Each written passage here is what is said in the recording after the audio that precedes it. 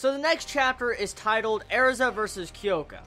Looking forward to next week's chapter because I'm curious exactly what is going to happen. I mean, with this chapter, it signifies that Kyouka is going to die. She merges with the activation console of all the faces over the entire continent, and now she's pretty much sentenced to death. No matter if she wins the fight with Erza next chapter, she will still die to speed up the process of face to activate. So, the chapter for the most part was mainly meant there to build up Kyouka's situation of what is currently going on. We also get to see Natsu kick some ass with his Iron Fist, the Dragon's Iron Fist. Now that right there, I enjoyed that scene, but I'll get into that in just a moment. I want to talk about Kyouka. Kyouka in this chapter pretty much shows how far she's willing to go for Tartarus' entire guild, or End, or Zeref. For instance, she's willing to forfeit her life, give it up, to be able to accomplish the guild's goals, to resurrect End. So right there, it just shows you what type of person she is and what type of character she is. She's willing to lay down her life to achieve future goals. And then Margear, man, what the fuck?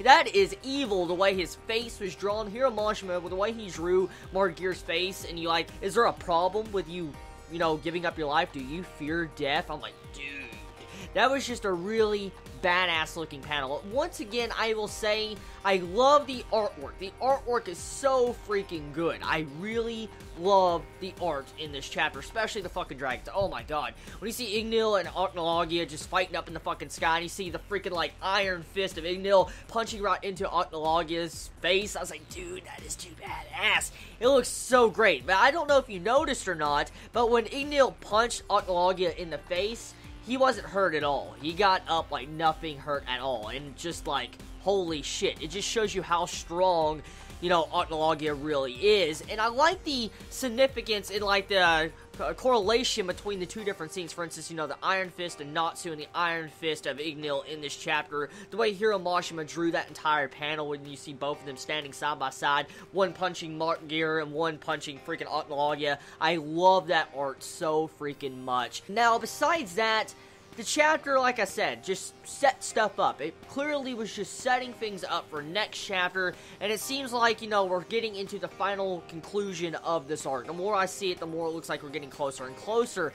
Now, the thing is, with the activation being sped up, will End come out, you know, next chapter? Is it a possibility that End is going to come out? I mean, that's the big thing. I mean, we know Ocnologia fears End. It was stated a couple chapters ago that Ocnologia fears End. So, if End comes back, oh shit.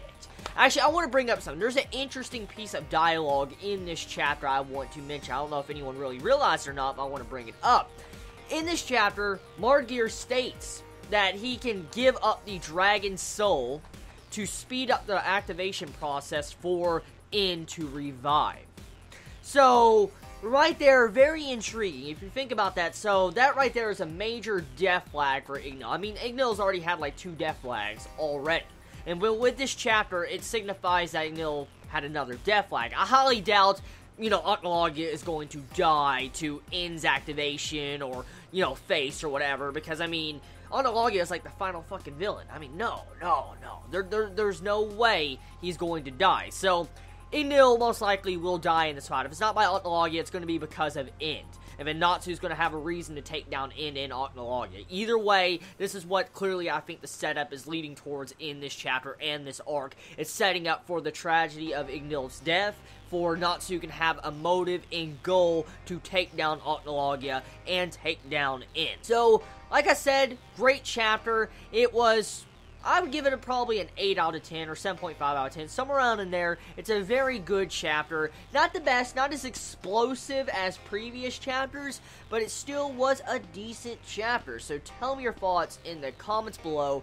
How do you feel about the setup in this chapter? How do you feel about Kyouka's decision to give up her life, forfeit her life, to, you know, have Tartarus succeed with their entire goals? What do you feel about Margear actually forcing that decision on Kyouka, Organic Link? And what do you feel about the final conclusion and final upcoming battle of Kyouka versus Erza? Let me know in the comments below. Love you all so much. You have a wonderful day or night wherever you live. Please be safe. Chibi out.